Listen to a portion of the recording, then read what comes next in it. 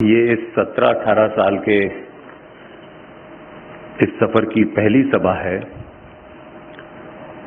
और वो भी मुंबई में, जहां मैंने सुना है कि लोगों के पास सेकंडों के अंदर भी समय नहीं होता है। और ये भी आपको पता है कि इस 9 से 12 के शो में इंटरवल भी नहीं होने वाला। तब भी आप इतनी बड़ी संख्या में आए हैं, ये महत्वपूर्ण बात है।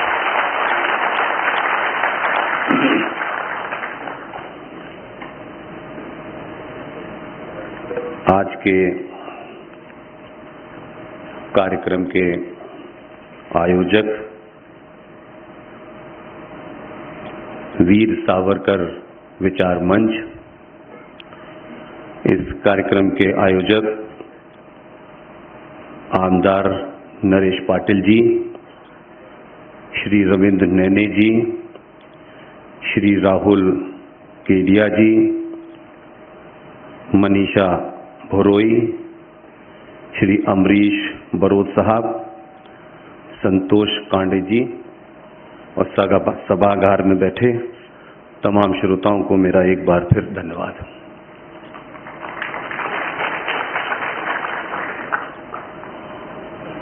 मुझे एक बात से सबसे ज्यादा प्रसन्नता हुई। ये कोई सरकारी कार्यक्रम नहीं है। सरकार के कार्यक्रम की जो फॉर्मेलिटीज होती हैं वो बिल्कुल अलग होती हैं। और इस बात को मैं 12-13 साल से लगातार कह रहा हूं कि जब राष्ट्र के सिलसिले से कोई चिंतन हो, जब राष्ट्रवाद के ऊपर कोई कार्यक्रम हो, तो पूरे देश में मैंने सब जगह बोला, लेकिन पहली बार पहला असर मुझे मुंबई में आज देखने को मिला। इसलिए कि अगर हम बहुत बड़ी बड़ी बातें करेंगे, बहुत बड़े बड़े एजेंडों पे बात रखेंगे, तो बदलाव नहीं होगा। मैं शुरू से कहता रहा हूं कि जब भी कोई ऐसा कार्यक्रम करें जिसमें संविधान, विधान, ये तमाम सारी चीजें न इन्वॉल्व हो, तो ये जो बुके की परंपरा है ये सरकारी कार्यक्रमों तक सीमित रहनी चाहिए।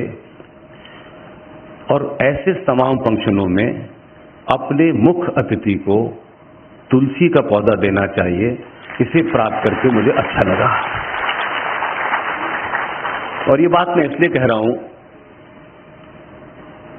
कि भारत दुनिया में एकमात्र ऐसा देश है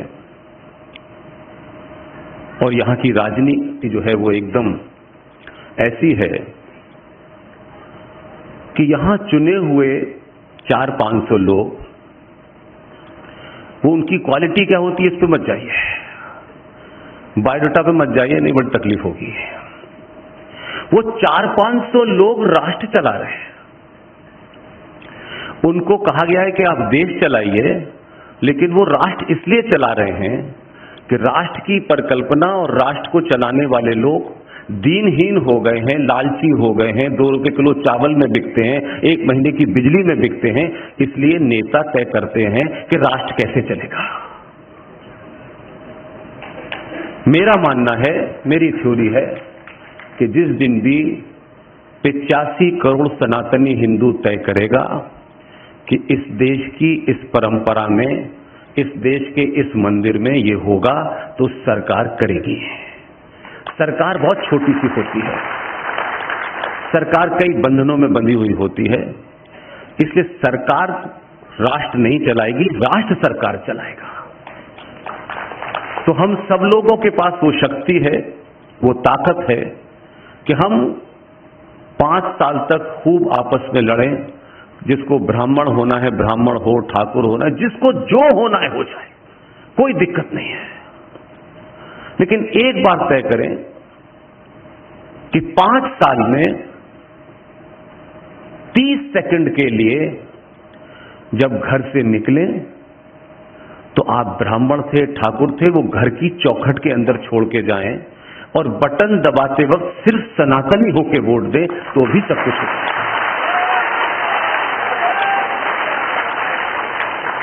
इसलिए मैंने ये देखा है कि हम 5 साल तक कुछ भी होते हैं, लेकिन बटन दबाते वक्त ये मेरा है, ये मेरी जाति का है, ये मेरे पास का है, ये करीब का है। आप देश चलाने के लिए पुरुषार्थी चुन रहे हैं। जो समाज अपनी बेटी के लिए लड़का चुनते वक्त इतने गोत्रों का ध्यान रखता हो, वो राष्ट्र के और समाज की और देश की सत्ता पर बैठाने के लिए उसका गोत्र नहीं पूछता है, किसी को भी बैठा देते हैं आप। और यही कारण है कि आपके पॉलिटिकल डिफरेंसेस अलग होंगे, लेकिन हम सब कुल मिलाकर के आखिर में सनातनी है। और जब दुनिया हमारा इतिहास लिखेगी, जब वीर सावरकर के बारे में तमाम चीजें होने के बावजूद भी वीर सावरकर को वो जगह इस देश में नहीं मिली, और सारा इतिहास रोमिला थापर के भाई बहन जो अंग्रेज वहां रहते थे उन्होंने लिखा है, आज तक किसी में ये हिम्मत नहीं हुई कि हम सच को सच कह सकें। हर आदमी का सच अपने स्वार्थों से होते हुए गुजरता है। इसलिए जब भी जरूरत होती है तो हम वही रटी रटाई बातें, झूठी बातें खूब जोर जोर से बोलते हैं। मैं नहीं जानता कि जब भी इतिहास का कोई इतिहासकार इस भारत के बारे में लिखेगा और लंबा बात छोड़ दीजिए, लेकिन वो ये भी लिखेगा कि इसी धरती पे आचार्य चाणक्य हुए, इसी धरती पर भगवान राम हुए, कृष्ण हुए, शिवाजी हुए, सावरकर हुए, सुभाष हुए, जिनके बारे में जितना लिखा जाए, जितना बताया जाए कम है। फिर वो कौन सी ऐसी समस्या हुई कि आपके साथ में मुसलमान भी रहते हैं, क्रिश्चियन भी रहते हैं, पारसी भी रहते हैं, जैन भी रहते हैं, बौद्ध भी रहते हैं, लेकिन सिर्फ सनातनी हिंदू समाज वोट देते वक्त कोई आलू बांट रहा है, कोई चावल दे रहा है, कोई साड़ी बांट रहा है, कोई बिजली फ्री कर रहा है, कोई पानी फ्री कर रहा है। हमारा इतिहास लिखा जाएगा कि हम उनके वंशज हैं और 2 रुपए किलो चावल और 1 महीने के बिजली के बिल के फ्री में हम किसी को भी जता देते हैं। और नेता आपकी बोली खुले चौराहे पे लगा रहा है, तब न हमारा मान सम्मान को ठेस लगती है, न अपनी सभ्यता को ठेस लगती है, न अपने परिवार को ठेस लगती है, न जाति को ठेस लगती है। और इसी दौर में वो ये भी लिखेगा कि एक ऐसे आविष्कारक को भी आप जिता देते हो जो आलू से सोना बना देता है। इतिहास सबका लिखा जाएगा, ऐसा नहीं है, उसमें हम सब लोग शामिल होंगे। और मैं उसमें शामिल नहीं होना चाहता, इसलिए मैंने 15 साल से ये सफर शुरू किया है। मैं आपसे कोई विचार देने नहीं आया हूं, क्योंकि हमारे यहां हर चौराहे पे 4 विचारक मिल जाएंगे, अद्भुत अद्भुत लोगों के विचार हैं।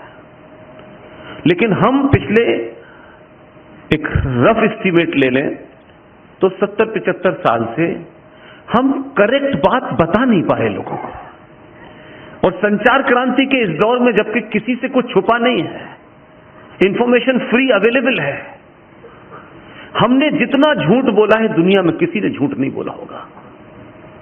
और जब भी कोई हमारे ऊपर सवाल उठाता कहते हम राम के वंशज हैं, हमारा झूठ नहीं, हम चाणक्य के। भाई साहब, वो चाणक्य राम थे, उनकी इमेज पे बहुत दिन हमने दुकान चला ली है, अब वो नहीं है। इसलिए ये सबसे बड़ा झूठ सनातनी हिंदू बोलते हैं। नेताओं को मैं मानता हूं कि नेताओं को झूठ बोलने, झूठ खाने की छूट होनी चाहिए। नहीं, बिल्कुल, इसमें इतनी प्रैक्टिकल बात है कि बिना झूठ बोले हिंदुस्तान क्या दुनिया का कोई नेता नहीं जीत सकता। वो नेता अगर सच बोलेगा तो उसे कोई वोट नहीं देगा। इसलिए राजनीति में झूठ बोलना जस्टिफाई है। लेकिन इस सभा में आने वाले, बैठने वाले, सुनने वालों के सामने झूठ 1 सेकंड के लिए बर्दाश्त नहीं करना है, क्योंकि मेरा कोई एजेंडा नहीं है।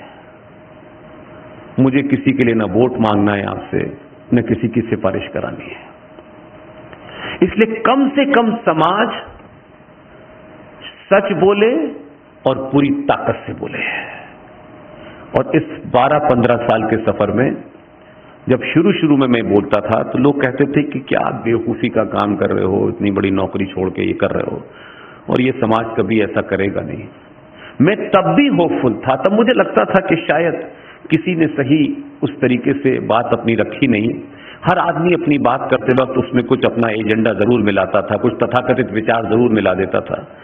और मुझे आज मैं आपके बीच में खड़ा हूं, और बात में बार बार इसलिए कह रहा हूं कि ये सभा अगर उत्तर प्रदेश में या बिहार में हो रही होती तो हो सकता है कि वहां लोगों पे समय होता है और सभाएं, लेकिन मुंबई जैसे शहर में रात के 9 बजे मुझ जैसे साधारण आदमी को सुनने के लिए आप इतने डिसिप्लिन से बैठे हैं। नहीं, अब तक तो होटिंग होके होल बंद हो जाता। ये सबसे बड़ा चेंज है, ये सबसे बड़ा बदलाव है। लोग चाहते हैं रातों रात बदल जाएगा, नहीं। समाज को जो घुट्टी पिलाई गई है झूठ की, वो इतनी आसानी से नहीं जाएगी। उसके लिए आपको निष्पक्ष होकर अपनी बात रखना है और किसी के खिलाफ नहीं बोलना, किसी को खुश नहीं करना। लिहाजा मेरा आपसे निवेदन है कि इस हॉल से निकलने से बाद कभी भी किसी से ये मत कहिए कि सारे धर्म बराबर हैं। ये जो बीमारी नेताओं ने फैलाई वो समाज ने ले ली। मैं कहता हूं समाज ऐसी बीमारी फैलाए कि नेता उसी पिच पे आके खेले। हमारे संस्कारों में, साहित्य में, सभ्यता में, मान्यताओं में, परंपराओं में धर्म का अर्थ क्या है? हम जब ये कहते हैं कि सारे धर्म बराबर हैं तो हम एक कीचड़ की नाली की तुलना समुद्र से करते हैं। धर्म शब्द हमारे साहित्य में उसका अर्थ होता है आपकी ड्यूटी, आपका कर्तव्य। एक राजा का धर्म क्या है, एक पिता का धर्म क्या है, एक माता का धर्म क्या है, एक बेटे का धर्म क्या है, एक राजा का धर्म क्या है? राजा का बिलीफ नहीं है, उसका कर्तव्य, उसकी ड्यूटी है। और जब हम कहते हैं सारे धर्म बराबर हैं तो आप उसमें, क्योंकि आपको भाईजान के भी 4 वोट लेने हैं, तो आप कहते हैं इस्लाम, क्रिश्चियनिटी, हिंदू सब एक ही है। नहीं, एक नहीं है। सनातनी हिंदू समाज इस ब्रह्मांड की उत्पत्ति से है और जब तक ये ब्रह्मांड है तब तक सनातनी है। भगवान राम की कथा, कृष्ण की कथा, ये बहुत बाद की चीजें हैं। ये मंदिर की संस्कृति बहुत बाद की है, लेकिन हम धड़ल्ले से बोल रहे हैं। इसलिए बहुत सारे उर्दू के शब्द भी आप लोग नहीं समझ पाते, क्योंकि जिन भाईजान ने आपको शेरो शायरी के तहत ताली बजवाई आपसे, और आप इस पराकाष्ठा पे पहुंच गए हैं कि अगर आपको कोई भरी महफिल में कह दे कि क्या आप मूर्खता की बात कर रहे हैं, तो शायद हमें बड़ा दुख पहुंचेगा। कई दिन तक हम सो नहीं पाएंगे कि मुझे भरी महफिल में लोगों ने मूर्ख कह दिया। लेकिन एक शायर जिसकी अभी वो अल्लाह को प्यारे हो गए, एक शायर आपकी हत्या की बात कह रहा है, एक शायर आपके ऊपर सवाल उठा रहा है और आप ताली बजा रहे हैं। प्रबुद्ध समाज बजा रहा है और हम बिना जाने, ये हमको एक बीमारी है कि देखो हमें अच्छा दिखना है। मुझे सिर्फ अपने लोगों को अच्छा दिखना है, बाकियों को नहीं दिखना। क्यों मुझे हर एक की सहमति चाहिए? क्यों मुझे हर एक का अनुमोदन चाहिए? क्यों ये सनातनी हिंदू समाज को समस्या हो गई है कि जब तक शत्रु आपकी बात का अनुमोदन न कर दे तब तक आप महान नहीं कहलाएंगे? ये बीमारी है हमें। आप अपनी बात धड़ल्ले से कहिए, जिसको अनुमोदन करना है करे, जिसको नहीं करना है गेट लॉस्ट। मैं अपना शब्दों का अर्थ, अपनी विचारधारा भाईजान के लिए थोड़ी सी टेम्पर कर देता। नहीं, ऐसा नहीं है। लेकिन भाईजान 1400 साल से उस आसमानी किताब जो बिना कॉरियर के आई है उससे आगे पीछे होने को तैयार नहीं है। वो जो कुछ मायने में, मैं मन से कह रहा हूं, उनकी किताब है, उस पर डिबेट नहीं करना चाहता। उसमें बहुत सारी चीजें हैं जो बचपन में पढ़ी है, लेकिन वो आज तक उस कॉमा फुल स्टॉप पे हैं। अगर वो गलत भी है तो भी है। लेकिन आप जिन किताबों को पढ़ते हैं, पढ़ाते हैं, बताते हैं, कथावाचक आते हैं, आप रोज उनमें टेम्परिंग कर देते हैं भाई। ये कोई फिजिक्स और केमिस्ट्री की किताब नहीं है जो यूजीसी ने तय की है कि इस पे आप टेम्पर कर देंगे। धड़ल्ले से बड़े यहां कथावाचक इस देश में घूम रहे हैं और मुंबई जैसी नगरी में धनाढ़ लोग 5-5 करोड़ रुपया देके उनकी कथा कराते हैं। वो 20 साल का बेटा बेटी आपके साथ आके बैठता है, वो आपसे सवाल पूछता है, आपके पास जवाब नहीं होता, और वो कथावाचक उस राम की कथा सुनाता है, उसके पुरुषार्थ की कथा सुनाता है। राम यूं चले थे, फिर राम ने ये किया, फिर ये किया, फिर सीता जी ने किया, और उसी कथा के अंदर मौला मौला अली अली भी आ जाता है। राम के समकक्ष कोई खड़ा ही नहीं हो सकता। इसलिए मैंने कहा कि आप अपनी मूर्खता के चलते अच्छा बनने के लिए सबको साथ लेना है। हमको किसी को साथ नहीं लेना, सिर्फ सनातनी को लेना है। नेताओं को मैंने कहा कि उनको छोड़ दीजिए, क्योंकि उनको सबका वोट चाहिए, उनको लगा हुआ है। इस समाज को तो बिहेव दूसरे तरह से करना चाहिए। इसलिए ये जो रोजमर्रा में हम गलती करते हैं, इसका यह मतलब नहीं कि हम किसी को हीन भावना से देख रहे हैं, किसी को छोटा कर रहे हैं। हम ये हैं, हम यही हैं भाई। तिलक लगा के घर से निकले, भाईजान मिल गए, थोड़ा सा मिटा लिया, यार क्या बताऊं, मंदिर जाना पड़ता है। व्हाट आर यू डूइंग यार? किसने कहा है आपसे? मंदिर भी जाते हैं आप तो मंदिर में जाने से पहले 15-20 अर्जियां लेके जाते हैं आप। बेटे की नौकरी लग जाए, बेटे के लिए अच्छा वर मिल जाए। अब वो जो मंदिर है उसको आपने ये समझ लिया है कि ये अर्जी डालने की जगह है, फिर यहां से अप्रूव हो जाएगी। और मंदिर में अगर आपकी दुआ, आपकी मन्नत, आपकी कामना पूरी नहीं हुई, आप मंदिर बदल देते हो यार। ऐसा है कि नहीं है? और मंदिर इतने, हमारे शिव का मंदिर है, कृष्ण का मंदिर है, राम का मंदिर, मंदिरों की गिनती कमी नहीं है, लेकिन इतने मंदिर आपकी इच्छा की पूर्ति नहीं कर पाए तो चांदनियां क्या चले जाते हो आप? वहां नहीं हो तो अजमेर में सर मारते हो आप। क्या कर रहे हो भाई? कि आस्था का केंद्र जिसे आप मंदिर कहते हैं, मंदिरों का निर्माण जब भी हुआ होगा शुद्ध रूप से साइंस से हुआ। ये जो 12 ज्योतिर्लिंग हैं जिसमें जाते, क्यों ये 12 ही क्यों हैं? ये एक सर्टेन डिस्टेंस पे क्यों है? क्यों शिवलिंग पे पानी चढ़ाया जाता है? हमारे लोगों को जो काम बताना था, क्योंकि वो पंडित जी को भी टिकट चाहिए, वो भी लाइन में लगे हुए हैं। अरे पंडित जी, आप इस कार्य को कर रहे हैं, इसको तन्मयता से करें और अच्छा करें, और इसको सिंप्लीफाई तरीके से नए बच्चों को बताएं कि ये शिवलिंग ऐसा है और ये इसलिए बनाया गया है, इसके पीछे। वो नहीं बता पा रहे क्योंकि उनको खुद नहीं पता है बेचारों को। हाँ, बस प्रसाद चढ़ा दो, दान दे दो, खत्म कहानी। ये ज्योतिर्लिंग जो बने हुए हैं महाकाल उज्जैन से लेके वहां तक, एक पर्टिकुलर डिस्टेंस में बने हुए हैं। और उस समय मैं फिर वही बात कह रहा हूं, आप जो हैं पिछले कितने सालों से कि मैं कौन हूं ये भूल गए हैं। आप अपने होने पे आपको पता ही नहीं कि आप हैं क्या। आप एटम बम थे और आप पटाखे की तरह बिक रहे हैं। ये जितने ज्योतिर्लिंग बने हुए हैं एक पर्टिकुलर डिस्टेंस पे बने हुए हैं। और ये शिवलिंग जो ऐसा नहीं है कि वो 2 फीट का एक शिवलिंग रखा, ज्ञान व्यापी जो बनारस में, जिसका जिक्र आप सबने भी सुना होगा पिछले 3-4 महीने में, ज्ञान व्यापी में जो शिवलिंग है वो 90 फीट गहरा है। और ये शिवलिंग अगर आप निकाल के देखें, आज के बच्चों से कहिए, तो ये जो रेडियो एक्टिव की जो लाइन है उसी के ऊपर बने हुए हैं। उस जगह उसे वो कंट्रोल करते हैं और वो शिवलिंग नीचे तक होता है और उसमें लगातार पानी से डाला जाता है कि रेडियो एक्टिव की रेस को वो कंट्रोल करता है ताकि वो ठंडा रहे। और उससे निकलने वाली रेस जब आप मंदिर में कहते हैं कि मुझे अच्छा सा लग रहा है, वो आपके शरीर पे पड़ने के बाद उसका रिएक्शन होता है, वो आपको अच्छा लगता है। सब कुछ साइंटिफिक है आपका। पूजा पद्धति, उठना बैठना, खाना चलना फिरना सोना, सब कुछ था, आपने बिगाड़ दिया उसको। आपकी मांग और डिमांड इतनी हो गई है कि अब वो पूर्ति नहीं हो सकती उसकी। आप जड़ से कट गए हो। इसलिए आपको हर चवन्नी छाप आदमी, कभी कहीं निकिता सूटकेस में मिल रही है, कभी कोई बेटी फ्रिज में मिल रही है। इसके लिए आप दोषी हैं, मैं दोषी हूं। आपको अपने बच्चों से बात करने का समय नहीं है।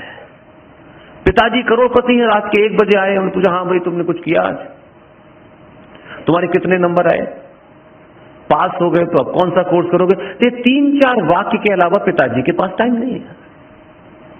पिताजी तो धन कमा रहे हैं, उसमें 4 गाड़ियां होनी चाहिए, 5 मकान होने चाहिए, यहां होना चाहिए। वो गाड़ी कमाने से आपका परिवार नहीं चलने वाला। आपके घर में जो बच्चे हैं उनको एटम बम बना दीजिए, हजारों साल तक आपका नाम रहेगा। चाणक्य का कोई परिवार का नाम लेने वाला है, लेकिन कुछ किया होगा तो हमने नहीं देखा, तब भी आज हम चाणक्य को अपना हीरो मानते हैं। सब कुछ आपको करना है, किसी और से करना ही नहीं है। इसलिए मैं मानता हूं कि कुछ बातें मैं आपके सामने रखूंगा। मैं जब आ रहा था तो मुझे कई सारी बातें यहां के बारे में बताई गई।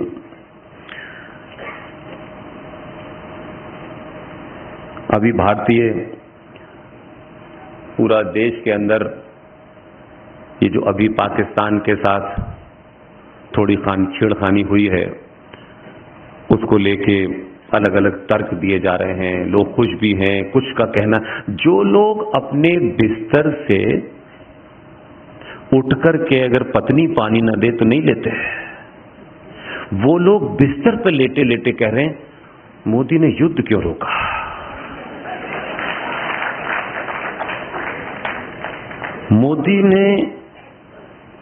मोदी को वहां नहीं मारना चाहिए था, यहां हरे रंग की वर्दी नहीं है पूरे खानदान में किसी के पास, लेकिन लोग चलते फिरते ज्ञान बांट रहे हैं फौज को, मोदी को, अमित शाह को।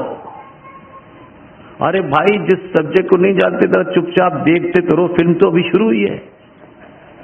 लेकिन हर आदमी हर बात पे क्यों बयान दे रहा, उससे आप कमजोर बनते हैं, समाज में बात फैलती है तो पता चलता है क्या ये मूर्खों जैसी बात कर रहा है। जब जब इस्लामिक वर्ड का नाम आएगा, इस्लाम का नाम आएगा, बिना इस्लाम की ABCD जाने बगैर अपना ज्ञान मत दीजिए। एक शब्द है जिसे कहते हैं जंग, सुना है ना? तो जंग का हिंदी में क्या पर्यायवाची है? युद्ध। किसने बताया, कहां पढ़ा आपने? ये UGC के महामूर्खों ने तय किया और आपने जंग का मतलब युद्ध बताया। 2 अलग अलग फिलॉसफी है। युद्ध क्या है? महाभारत का युद्ध हुआ था या महाभारत की जंग हुई थी, बताइए? युद्ध हुआ था ना। युद्ध के नियम होते हैं। सुबह सूरज निकलेगा, युद्ध शुरू होगा और शाम को अस्त हो जाएगा, तो दोनों तरफ से युद्ध विराम होगा। ये वाला विराम नहीं जो अभी चल रहा है। और फौजें अपने अपने कैंप में जाती थी और विरोधी, ये जो आपका शत्रु जो आपके सामने लड़ रहा होता था, तब भी इस यहां के डॉक्टर, यहां के वैद्य उस कैंप में भी जाते थे और उनको भी दवा लगाते थे। और फिर उद्घोष होता था, फिर सुबह युद्ध शुरू होता था। ये युद्ध के नियम हैं, इसलिए युद्ध शब्द है। जंग क्या है? अक्सर आपने सुना होगा, आप तो फिल्म इंडस्ट्री के लोगों को पास से देखते हैं, इश्क और जंग में सब कुछ जायज है। ये सुना आपने, है ना? जंग का कोई नियम नहीं है। इस्लामिक रिपब्लिक ऑफ पाकिस्तान जंग लड़ रहा है पिछले 70 सालों से, और आप युद्ध पे अटके हुए थे कि नहीं हम ये नहीं छोड़ेंगे। नहीं नहीं नहीं, युद्ध का एक नियम ये भी है कि शत्रु क्या करता है, इस पे युद्ध के नए नियम तय होंगे। इसलिए इजराइल में भी एक घटना घटी और एक भारत में भी घटना घटी। इजराइल के पर्यटक कहीं छुट्टी मना रहे थे, वहां भी भाईजानों ने उनके साथ अत्याचार किया। और आपके सनातनी हिंदू बच्चे भी पहलगांव में थे, घूमने गए थे, उनकी भी हत्या उसी तर्ज पे की गई, थोड़ी बहुत ऊपर नीचे होगी। इजराइल ने उस घटना के बाद क्या किया? ना यूएनओ गया, न किसी से पूछा, न किसी की सहमति ली। जो वो कर सकता था, वो जो गाजा पट्टी पे जहां पे भाईजान रहते थे, उसे गजक पट्टी बना दिया उसने।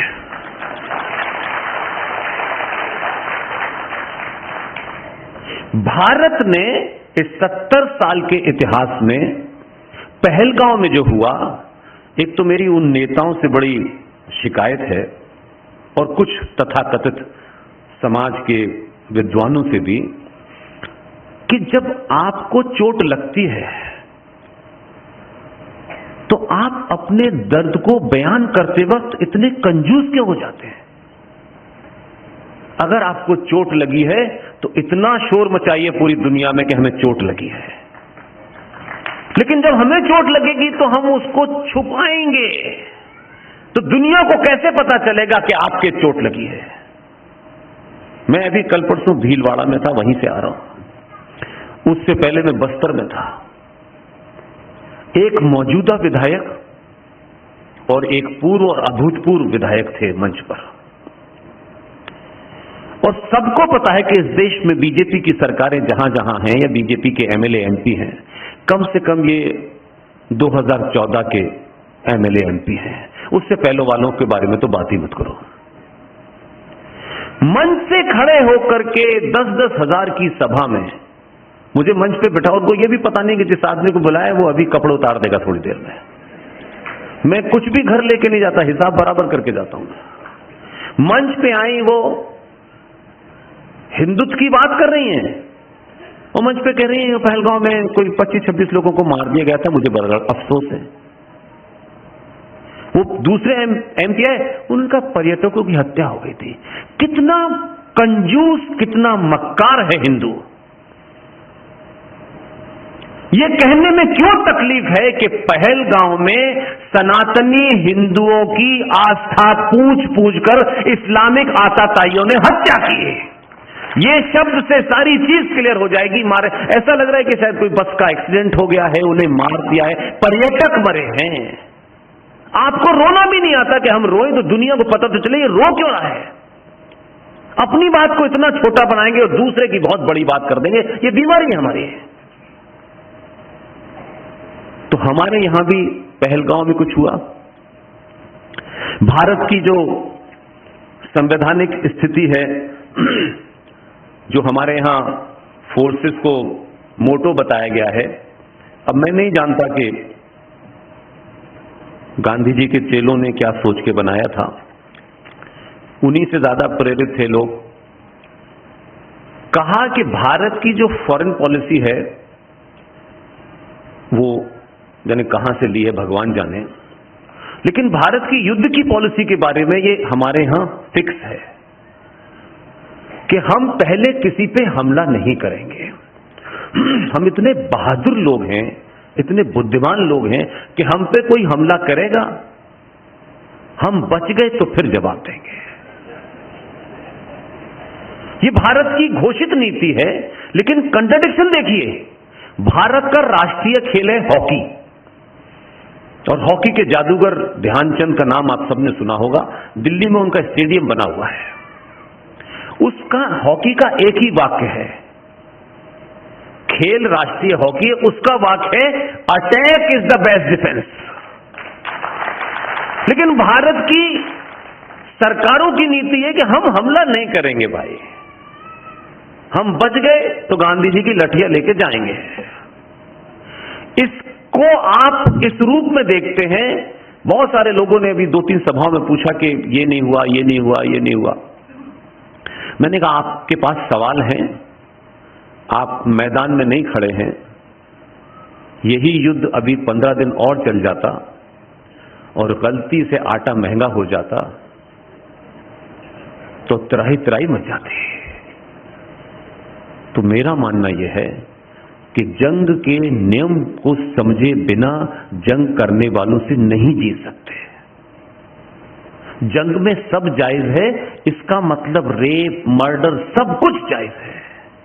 और ये पॉलिसी हमारी दो जो बड़े युद्ध हुए उसमें देखने को मिलती है। 1971 में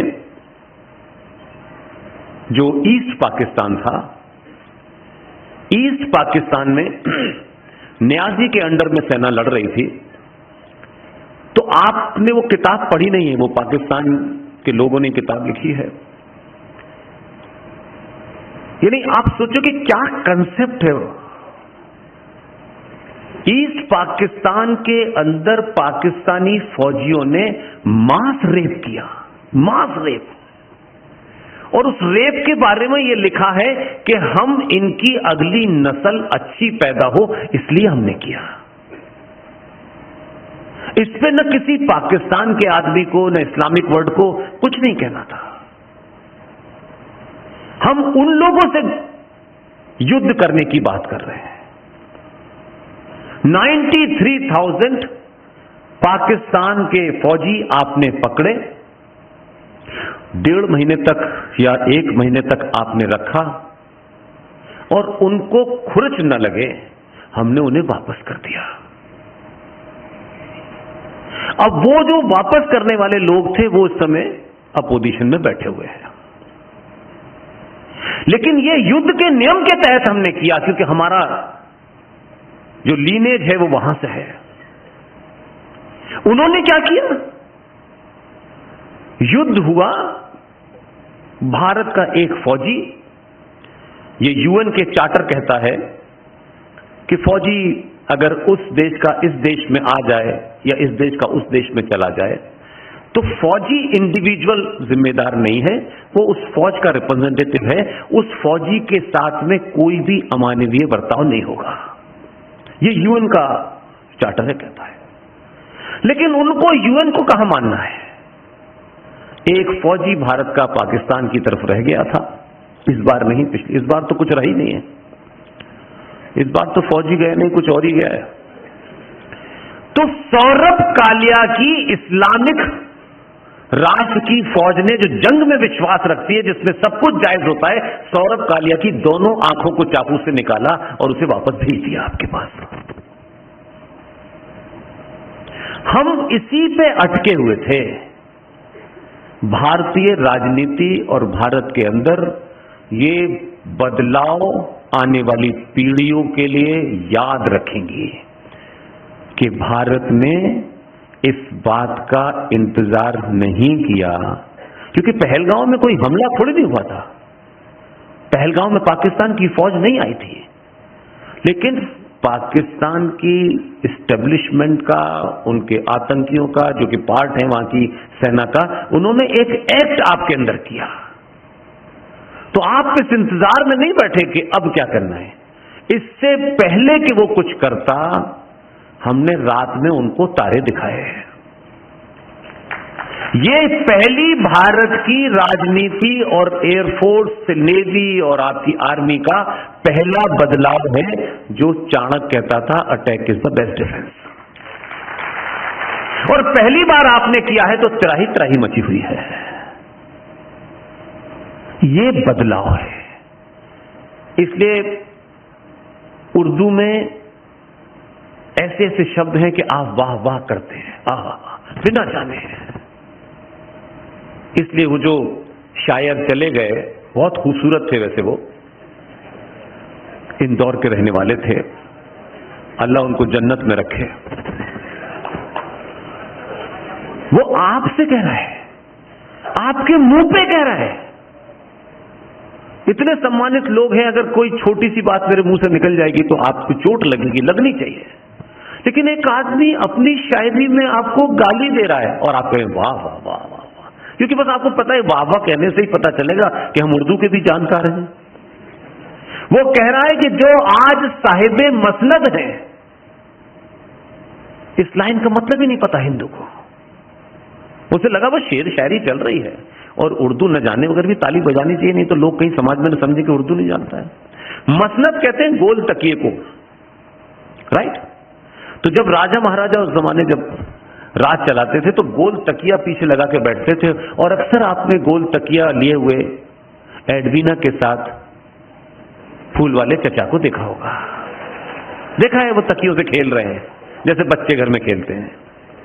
तो अक्सर तस्वीर बड़ी चलती है, एडवीना तकिया उठा के उनको मार रही है, वो उनको मार रहे हैं। वो गोल तकिए को उस पर राजा बैठते थे। तो उसके शेर की पहली लाइन ये है कि जो आज सत्ता में है वो खुली चुनौती के साथ 85 करोड़ हिंदुओं से कह रहा है कि जो आज सत्ता में है ये किराएदार हैं, मकान मालिक नहीं है। और हम वाह वाह करके ताली बजा रहे हैं। तो ये जो आधे से ज्यादा कंफ्यूजन है वो हमारे अंदर है। आपके शत्रु ने कभी भी किसी भी क्षण झूठ नहीं बोला। हम इतने झूठ बोल चुके हैं कि अब अपने शत्रु से उम्मीद करते हैं तुम भी झूठ बोलो, और वो नहीं बोलता तो कहते हैं ये बड़े कट्टर है। कट्टर शब्द किसी भाषा में नहीं, ना उर्दू में, ना हिंदी में, ना अंग्रेजी में। मुसलमान बहुत कट्टर होते हैं, वो 5 वक्त की नमाज पढ़ते हैं। इसमें कट्टर क्या है? उनके यहां बताया गया है वो पढ़ता है। आपके यहां बताया नहीं, बताया गया और आप करते नहीं हो तो आप लिबरल हो, ये अच्छी बात है भाई। आप जिस बिलीफ को मानते हो, जीते हो, उसको नहीं करते तो आप लिबरल हो। वो करता है तो वो कट्टर ही। कहां की फिलॉसफी है भाई? आप शंकर भगवान का पूजा करते हैं, करिए। आप राम की पूजा कर रहे हैं, लेकिन करिए तो सुविधा के अनुसार पूजा नहीं होती है। सुविधा के अनुसार समय नहीं बदला जाता है पूजा का। और फिर वो 5 वक्त क्या कहता है? तो एक नया नैरेटिव चला, मंदिर मस्जिद एक ही है। ये किस फिलोसफर ने बताया? ये इससे हमारे बारे में दुनिया क्या सोचती होगी कि ये कुछ भी बोल देते हैं यार, और हमको बड़ा करेक्ट होने का दिखता है। देखो ये मंदिर है, ये मस्जिद है, यहां वो अपनी पूजा करते हैं, वहां हम अपनी पूजा करते हैं। ये भी नहीं पता कि 5 बार जो वो अजान देता है उसमें कहता क्या है, वो भी नहीं पता। लेकिन हमने देखा है नेताओं की तो खैर मजबूरी है, भाषण दे रहे होंगे, अजान हो जाएगी, ऐसे रुक जाएंगे, बस नहीं चलता, नहीं अजान ही पढ़ने लगे। अजान में वो 5 बार कहता है ला इलाहा इल्लल्लाह मुहम्मदन रसूलुल्लाह, अल्लाह के सिवा कोई दूसरा भी पूजा या इबादत के लायक नहीं है। अब अगर कोई हिंदू कल खड़े होकर के कहीं से ये कहना शुरू कर दे कि भगवान राम के अलावा इस देश में किसी और की पूजा नहीं की जा सकती, तो काले कोट वालों को फौरन हेट स्पीच नजर आ जाएगी। तो आपकी थ्योरी गलत है। उसका कुरान का सूरा नंबर 9 आयत नंबर 5 में वो फरमाता है कि जो मेरे अल्लाह पे विश्वास न लाए, जो मेरे अल्लाह पे यकीन न लाए, उसका कत्ल जस्टिफाई है। वो 1400 साल से उस नुक्ते से इधर उधर नहीं हुआ। आपने अपनी सुविधाओं के हिसाब से कई रामायण चलाए रखी हुई है। आपने अपनी सुविधाओं के अनुसार से दुनिया का सबसे बड़ा फिलॉसफर, उस फिलॉसफी को इतने सालों के बाद भी कोई चैलेंज नहीं कर पाया, उस फिलॉसफर कृष्ण को आपने माखन चोर और गोपियों के कपड़े लेकर के छत पे बैठने वाला बना दिया आपने। उसकी कोई और तस्वीर नहीं है, उसकी कोई फिलॉसफी नहीं है। जिसने इतना बड़ा महाभारत का युद्ध में पूरी फिलॉसफी देखे, कायर अर्जुन को क्या क्या नहीं कहा खड़े होकर के, और धर्म और अधर्म की बात सिखाई। वहां की चिंता बहुत बार ये जिक्र आता है, लेकिन तब भी नहीं सीखा कि वो क्या कह रहे हैं। जब अर्जुन जो उसके खिलाफ थे, जो अधर्म के खिलाफ थे, अधर्मी थे, जो अपनी ड्यूटी से, कर्तव्यों से विमुक्त हो गए थे, उन्होंने अपने पूरी उस स्पीच में यही कहा कि अर्जुन, अगर तेरे माँ बाप, तेरे अपने सगे संबंध भी अगर उधर हैं तो वो अधर्मी हैं। बाण उठा और इनका नाश कर, यही तेरा कर्तव्य है। हमने वहां भी नहीं सुना, क्योंकि हम वही सुनना चाहते हैं कि जिससे ज्यादा डिस्टर्बेंस नहीं हो, कहीं कोई नाराज ना हो जाए। महाराष्ट्र के लोगों ने बड़ा काम यह किया कि छत्रपति शिवाजी को महाराष्ट्र से निकालकर आपने आसाम तक पहुंचा दिया। लेटेस्ट अपडेट्स और ताजा तरीन खबरों के लिए TV1 इंडिया लाइव को सब्सक्राइब कीजिए और नोटिफिकेशन पाने के लिए बेल आइकॉन को दबाना मत भूलिए।